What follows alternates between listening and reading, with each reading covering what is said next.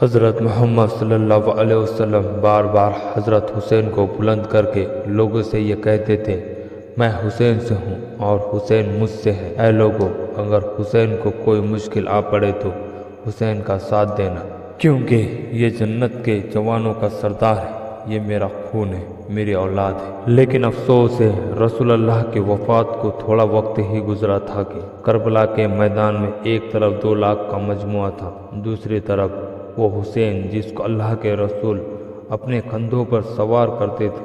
حضرت حسین اپنے نانا کے امت سے بار بار یہ کہتے رہے، میرا راستہ کیوں روکا ہے؟ اے لوگوں، مجھے پہچانو، میں اللہ کے رسول کا نواسا ہوں۔ 3 دن سے میرے بچوں کو پیاسا رکھا ہے، میرے عزیزوں کو شہید کیا ہے۔ کیا میں نے اللہ کے رسول کی شریعت میں اختلافی کی ہے یا کسی مظلوموں کا حق کھایا ہے؟ یزیدی کہتے ہیں، ہم صرف تیرے بابا علی کے بغض میں قتل کر رہے ہیں تاکہ یزید ہماری جھولیاں دولت سے بھر دے۔ امام حسین نے فرمایا، اے لوگو، آج اسلام کا پرچم تمہارے ہاتھوں میں ہے، یہ میرے بابا علی نے بلند کیا ہے، مت بھولنا۔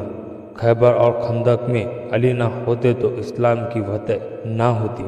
وہ علی جس نے پوری زندگی اسلام کی تبلیغ کی، حق کو بلند کیا، رسول اللہ کی حفاظت کی، آج اس علی کے بیٹے کو تم شہید کرنا چاہتے ہو؟ اللہ کے رسول نے علی کا ہاتھ بلند کر کے کہا، جہاں حق ہوگا وہاں علی ہوگا، جہاں علی ہوگا وہاں حق ہوگا۔ وہ علی کے اولادوں کو یہ سزا دے رہے ہو۔ اتنے میں یزیدی سپہ سالار نے فوج کو دیکھا اور سوچا کہیں فوج میں بغاوت نہ ہو جائے۔ شمر، کیا دیکھ رہے ہو؟ حملہ کرو۔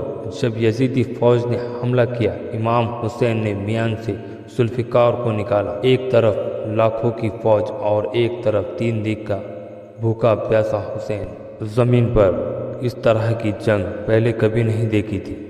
ایک طرف ایک انسان بھوکا پیاسا لاکھوں کو پھٹکار رہا ہے اور فوج کے سپاہی پلٹ کر بھاگنے لگے۔ حضرت حسین یزیدی فوج سے مخاطب ہو کر فرماتے ہیں، آؤ 3 دن کے بھوکے کی جنگ دیکھو، 3 دن کے پیاسے کی جنگ دیکھو، رسول کے اس نواسے کی جنگ دیکھو جس کا جوان بھائی مارا گیا، جس کی جوان بیٹی کو بے رحمی سے قتل کیا گیا، جس نے اپنے ہاتھوں سے اپنے معصوم بچے کی قبر بنا کر دفن کیا۔ حضرت حسین شیر کی طرح یزیدوں سے لڑ رہے ہیں۔ اتنے میں غیب سے آواز آتی ہے، اے حسین، تجھ سے تیرا اللہ راضی ہو گیا۔ بس اس صدا کا سننا تھا۔ حضرت حسین نے اپنی ذوالفقار کو تھام لیا۔ اتنے میں عمر بن سعد کہتا ہے، یہ علی کا شیر ہے، اسے مارنا اتنا آسان نہیں، اس کے خیموں کو آگ لگا ڈالو۔ ظالموں نے حسین کے بیویوں کے خیموں کو آگ لگا ڈالی۔ کچھ امام حسین کو دور سے ہی تیر مارنے لگے۔ امام حسین کبھی بیویوں کے خیموں کی طرف جاتے ہیں تو کبھی فوج کی طرف جاتے ہیں۔ عمر بن سعد نے فوج کو 4 حصوں میں تقسیم کر دیا اور کہہ دیا، کوئی بھی حسین کے پاس نہ جائے، جس کے پاس جو ہے وہ دور سے ہی حسین کو مارے۔ بس اتنا کہنا تھا۔ جس کے پاس نیزہ تھا اس نے نیزہ مارا، جس کے پاس تیر تھا اس نے تیر مارا، اور جس کے پاس کچھ نہیں تھا اس نے گرم گرم ریت حسین کو اٹھا کر مارنا شروع کیا۔ امام حسین کے جسم پر ہزاروں زخم لگتے رہے۔ آپ کے جسم پر اتنے تیر تھے کہ آپ کا جسم مبارک نظر نہیں آ رہا تھا۔ جیسے ہی نواسہ رسول گھوڑے سے زمین پر آتے ہیں، یزیدی جھومنے لگتے۔ وہ گھوڑا جس پر آپ سواری کرتے، وہ گھوڑا آپ کے چاروں طرف دوڑنے لگتا ہے تاکہ ان تیروں سے اپنے آقا حسین کو بچا لو۔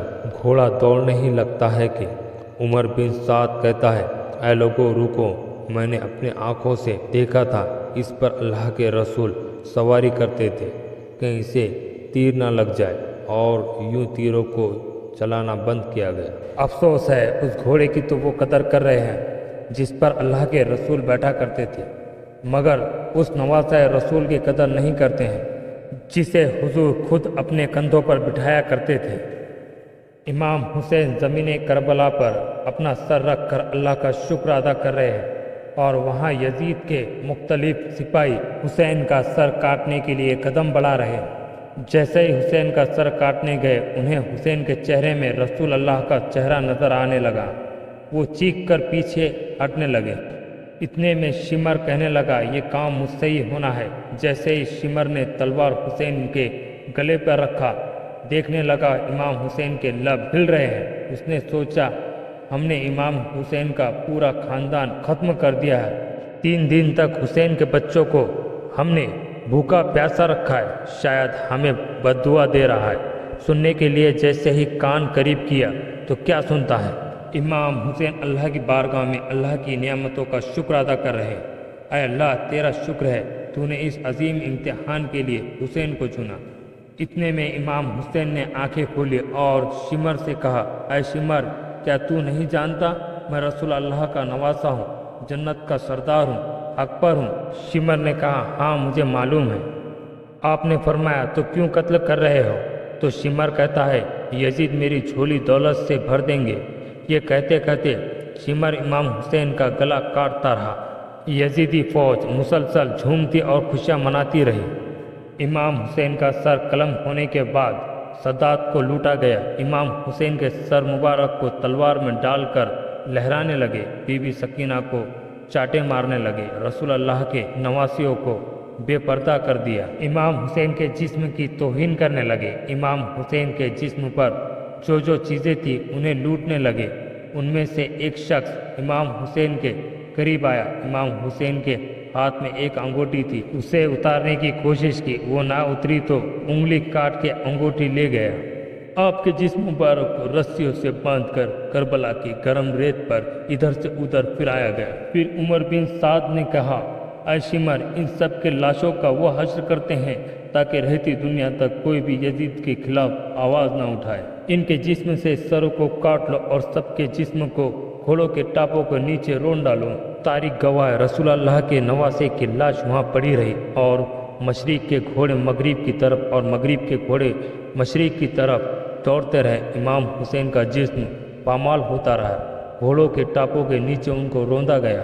امام جعفر صادق فرماتے ہیں، میرا سلام ہو میرے دادا پر، جس کے جسم مبارک کو یوں گھوڑوں سے روندا گیا ہے کہ ان کی دائیں فصلیاں بائیں جانب اور بائیں فصلیاں دائیں جانب چلے گئے، جس کا سینہ اور پشت ایک ساتھ ہو گئے۔ سلام ہو اس امام حسین پر جس نے اپنے اور اپنے عزیزوں کی جانوں کو قربان کر کے اسلام کو بچایا۔ تو ناظرین، آج کے ویڈیو کا یہیں پر اختتام ہوتا ہے۔ ویڈیو اچھی لگے تو چینل کو لائک، شیئر اور سبسکرائب کرنا نہ بھولیں۔ ملتے ہیں اپنے نیکسٹ ویڈیو کے ساتھ، جب تک کے لیے اللہ حافظ۔